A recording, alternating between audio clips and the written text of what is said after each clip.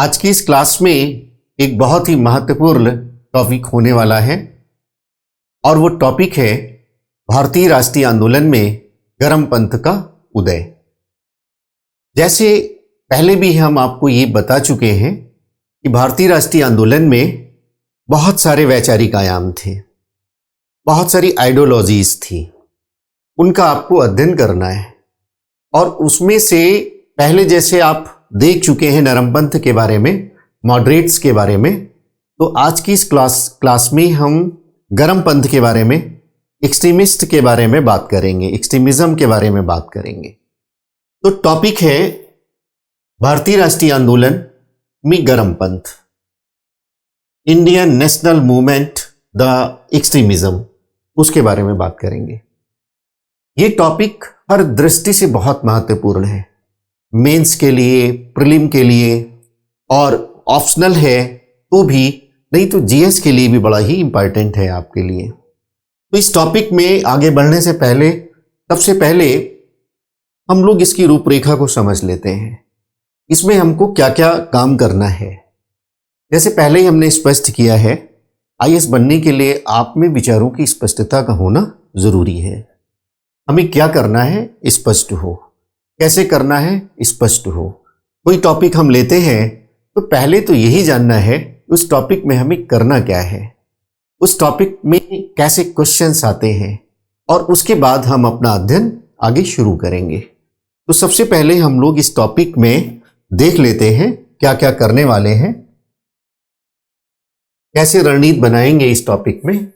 सबसे पहले हम लोग बात करेंगे कि भारतीय राष्ट्रीय आंदोलन में जो गरमपंथ है उनका उदय कैसे हुआ। जो गरमपंथ है उसका उदय कैसे हुआ, rise of extremism in Indian national movement. ये जो गरमपंथ है इसका बैकग्राउंड क्या है, कब ये डोमिनेंस इनका स्थापित होता है हमारे राष्ट्रीय आंदोलन में, ये हम यहां पर देखेंगे। उसके बाद हम लोग बात करेंगे इन्हें गरमपंथ क्यों कहा जाता है,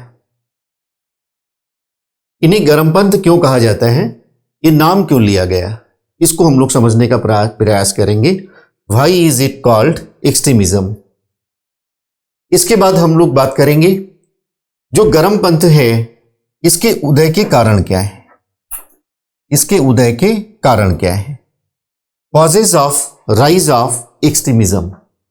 उदय के कारणों की बात करेंगे, बैकग्राउंड की बात करेंगे, यानी वो कौन सी बैकग्राउंड है जिसमें हमारा गरमपंथ का उदय होता है, एक्सट्रीमिज्म का उदय होता है, उसको समझने की जरूरत होती है।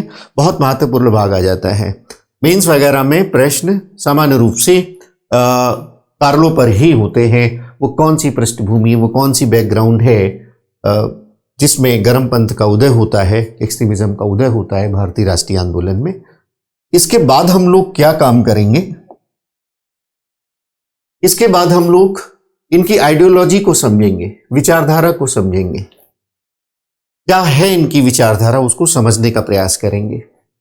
इनके प्रोग्राम्स क्या हैं, कार्यक्रम क्या है, इनको समझने का प्रयास करेंगे, और इनकी कार्य पद्धति क्या है।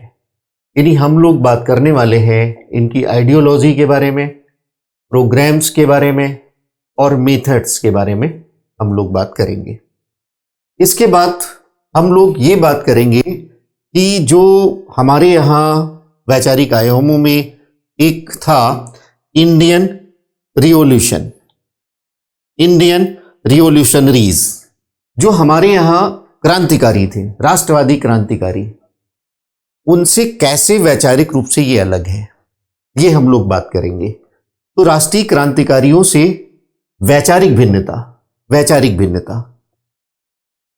कैसे वो भिन्न है, इसकी हम लोग बात करेंगे।